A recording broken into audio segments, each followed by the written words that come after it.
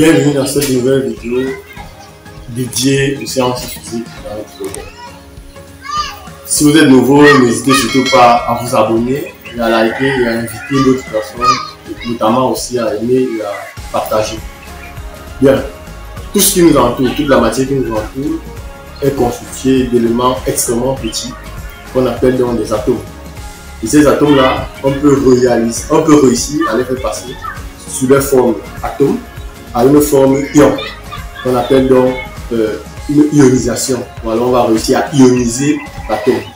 Pour cela, nous avons besoin de dépenser une certaine quantité d'énergie, ou du moins d'envoyer une radiation sur l'atome avec une certaine quantité d'énergie qui va donc réussir à l'amener du niveau où il se trouve vers la forme d'ion. C'est-à-dire que l'atome, qui est constitué de noyaux et d'électrons qui gravitent autour, va être diminué en termes d'électrons. Il y a un certain rayonnement qu'on va envoyer sur lui afin de diminuer ces électrons et de le rendre dans cette forme d'ion. Vous savez donc que les ions sont chargés soit positivement, les cations, ou alors négativement, les anions. Maintenant, cette énergie-là, l'ensemble de ces énergies-là qu'on peut envoyer sur un atome, permettant donc cette transition de atome à ion, est appelé donc, on va donc appeler ici niveau d'énergie. Et on va donc poser certaines notions de base, notamment on va appeler N un niveau quantique, c'est-à-dire le niveau dans lequel l'atome est le plus stable possible. Ensuite, on va petit à petit lui envoyer une certaine quantité d'énergie afin de l'amener sur la forme d'ion.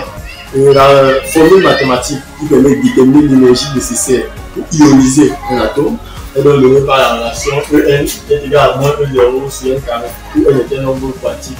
Bien sûr, N appartient à grand N étoile, c'est-à-dire un entier naturel non nul. Pour l'atome, E0 représente simplement l'énergie d'ionisation de l'atome. Et ça varie en fonction des atomes. C'est-à-dire pour l'atome d'hydrogène, par exemple, E0 c'est 13,6 électronvolts. Pour l'atome de sodium, c'est 5,14 électronvolts. À chaque atome est associé une énergie de base, qu'on appelle énergie d'ionisation. Donc, l'atome étant dans son état fondamental, c'est-à-dire au niveau quantique, N est égal à 1, on va donc l'exciter. L'exciter, c'est-à-dire lui envoyer certaine quantité d'énergie pour lui permettre cette transition-là. Toute ascension qu'il va effectuer l'atome pour passer de forme d'atome à forme d'ion sera donc considérée comme une excitation. Il va donc devoir absorber une certaine quantité d'énergie. Voilà pourquoi ici on parle d'absorption, parce qu'il absorbe de l'énergie. Et lorsqu'il absorbe de l'énergie, il s'excite jusqu'à atteindre dans ce niveau état ionisé qui est la forme d'ion. Maintenant, ce qu'on peut aussi réaliser en chemin inverse, c'est de faire quoi? C'est de permettre de prendre un ion et de le transformer, de le remettre sous forme d'atome, en lui faisant absorber une certaine quantité d'énergie, c'est-à-dire en lui donnant une certaine quantité d'énergie qu'il doit absorber. Ou du moins, quand je parle d'absorber ici, il faut voir, comme il est sous forme d'ion, il doit donc émettre, autant pour moi, une certaine quantité d'énergie pour subir donc ce qu'on appelle une désexcitation.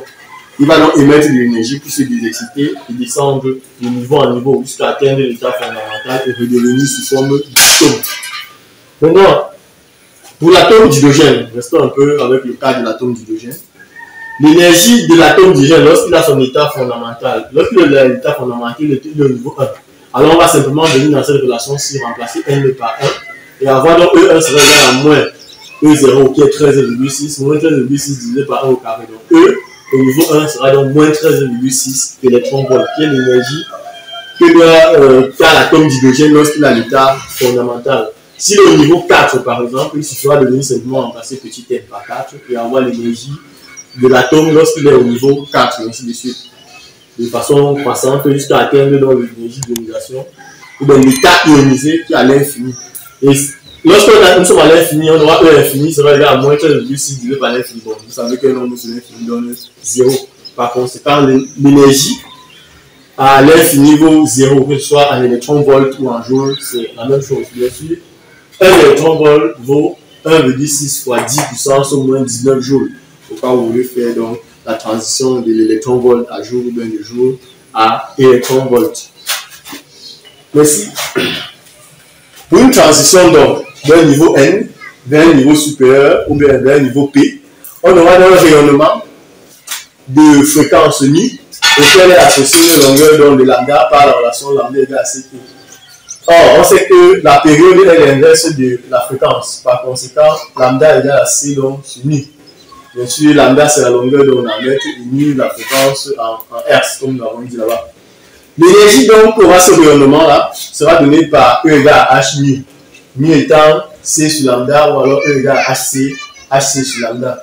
D'autre part, toute transition d'un niveau N à un niveau P, nous avons dit ici que lorsque nous sommes au niveau N, on a une énergie E N est égale à moins E0 sur N carré. Ça veut dire que lorsque nous sommes au niveau P, on aura une énergie EP sera égale à moins E0 sur P carré.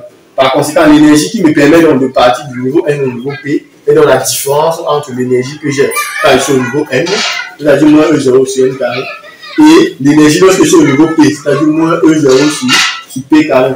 C'est ça ici. Donc, l'énergie qui me permet donc de partir de N à P est donc moins E0 sur N carré moins facteur de moins E0 sur P au carré.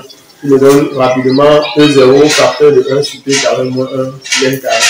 Bien sûr, maintenant, l'énergie est égale à ceci, l'énergie est égale à cela. On peut donc produire une certaine égalité entre les deux pour avoir cette relation-là. Pour aller donc plus loin, vous pouvez donc tirer de telle sorte que vous ayez HC sur E0 qui sera donc appelé plus tard, on va appeler pour ceux qui vont faire un peu de recherche, ce qu'on appelle la constante de Rydberg, le TRH. Mais pour l'heure, tout ce qui nous intéresse, c'est le niveau d'énergie et on va donc rester concentré là-dessus. Vous avez donc compris que lorsqu'on va d'un niveau bas vers un niveau haut, en termes de niveau quantique, il se produit donc une excitation ou alors une absorption d'énergie. Lorsqu'on quitte d'un niveau supérieur vers un niveau inférieur des niveaux quantiques, il y a donc une désexcitation ou alors une émission d'énergie. Et ces énergies-là sont liées donc par, ou sont déterminées par les formules que nous avons mises ici au tableau. Bon, j'espère que cette petite explication a été assez intéressante pour vous et que ça va vous donc permettre de déterminer ou bien de résoudre vos difficultés, vos exercices en classe.